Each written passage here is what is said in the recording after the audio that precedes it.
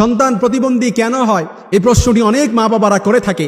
বিশেষ করে আমাদের সমাজে এরকম কিছু কুসংস্কার জারি আছে যেগুলো শুনলে আপনারও হয়তো খারাপ লাগবে। আর অনেক মা বাবা আছে সে জানেই না যে তার সন্তান কেন প্রতিবন্ধী হয়, তার সন্তান যে প্রতিবন্ধী হয়েছে এটা কি কারণে হয়। অনেক মা বোনেরা জানে না যে তাদের কিছু ভুলের কারণে সন্তান প্রতিবন্ধী হয়, না আল্লাহ পাকের প্রদত্ত দেওয়া না কোনো এক কিছুর কারণে এই সন্তানরা প্রতিবন্ধী হয়।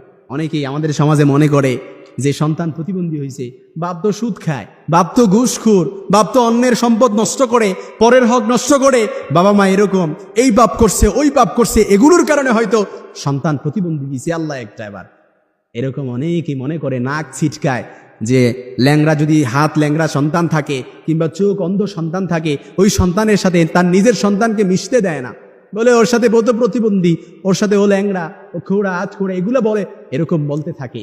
মনে রাখবেন, আপনি যখন অন্যের সন্তানকে দেখে আপনি যখন নাক ছিটকালেন, এই সন্তানকে যে ওই প্রতিবন্ধী সন্তান, যার হাত নাই, যার একটা পা নাই কিংবা চোখ নাই, ওকে যে এগুলো করে বানিয়েছে, আল্লাহ যদি পারতো তাহলে আপনার সন্তানকেও বানাতে পারতো না? অবশ্যই পারতো। এজন্য নাক ছিটকালেন, অবশ্যই আপনি এটা পাপ গর্হিত কাজ করেছেন, নিন্দনীয় কাজ করেছেন। মনে রাখবেন, সন্তান প্রতিবন্ধী এটা বাবা মায়ের দোষের কারণে হয় না, বাবা মায়ের পাপের কারণে হয় না। সন্তান প্রতিবন্ধী হয় এটা আল্লাহ পাকের প্রদত্ত দেয়া, এটা আল্লাহ পাকের ক্ষমতা, আল্লাহ পাক দয়া করে দিয়েছেন। তবে মনে রাখবেন, আপনি যদি নেক সন্তান চান তবে আপনাকেও সৎ হওয়া লাগবে। আপনি সুদ খাইছেন, ঘুষ খাইতে যান, আপনি পরের হক নষ্ট করতেছেন, আপনি অপরের ওপর জুলুম করতেছেন, আর আপনি চিন্তা করতেছেন আপনার সন্তান মক্কার ইমাম হবে, মক্কার ইমামের মতো নেককার সালেহ হবে, এরকম তো কল্পনাও করাও আপনার জন্য জায়েজ নাই। কেননা আপনার জন্য উচিত হবে না। কেননা আপনি সন্তান যদি ভালো চান, সন্তান যদি সৎ চান, আপনাকে নিজেও আগে সৎ হতে হবে। আপনি নিজেও আগে সৎ হতে হবে। নিজে সৎ হন, আল্লাহ পাক আপনার সন্তানকে নেককার বানিয়ে দিবেন। আর বিশেষ করে সন্তানের জন্য তো দোয়া করা, এটা কন্টিনিউয়াসলি জারি রাখতে হবে। বাবা মায়ের গর্ভে যখন সন্তান আসবে, একটা মায়ের গর্ভে যখন সন্তান আসে, অবশ্যই মায়ের উচিত হচ্ছে কন্টিনিউয়াসলি কোনো খারাপ কাজে জড়িত থাকা যাবেই না। আর এখন মা আছে, অনেক মায়েরা আছে, সন্তান গর্ভে আসলে সময় কাটানোর জন্য মোবাইল ফোন ইউজ করে।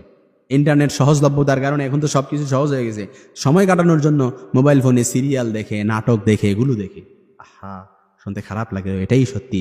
মনে রাখবেন, আপনার কোনো সন্তান যদি প্রতিবন্ধী হয়, বিশেষ করে যার সন্তান প্রতিবন্ধী, যার একটা চোখ নাই, অনেক আমি দেখেছি, আমার বাস্তবিক চিত্র দেখেছি, সন্তান পাগল হয়েছে, পাগল বিকলাঙ্গ, কিচ্ছু বোঝে না, পা একে তো পাগল, আবার দুই হাত একেবারে অচল, দুই পাও একেবারে অচল, চলতে পারে না, একেবারে 10 বছর 8 বছর হয়ে গেছে, 20 বছর এরকম সন্তান আছে, কন্টিনিউয়াসলি বিছানার মধ্যে শুয়ে থাকে।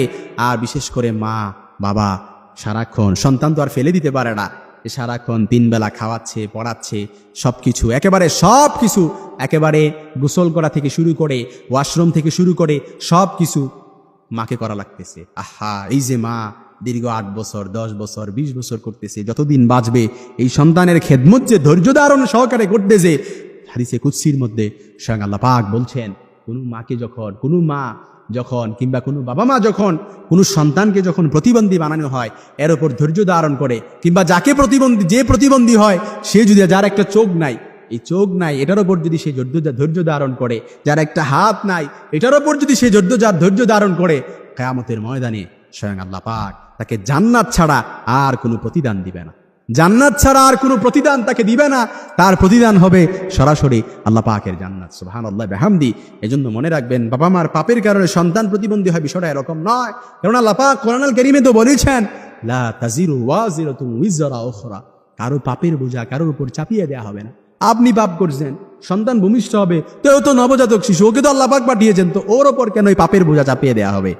এরকম জুনুব আল্লাহ পাকের দ্বারা কখনোই সম্ভব নয়, কিয়ামত পর্যন্ত সম্ভব নয়। কারণ আল্লাহ পাক হচ্ছেন রহমান, তিনি রহিম, তিনি গফফার, তিনি সত্তার।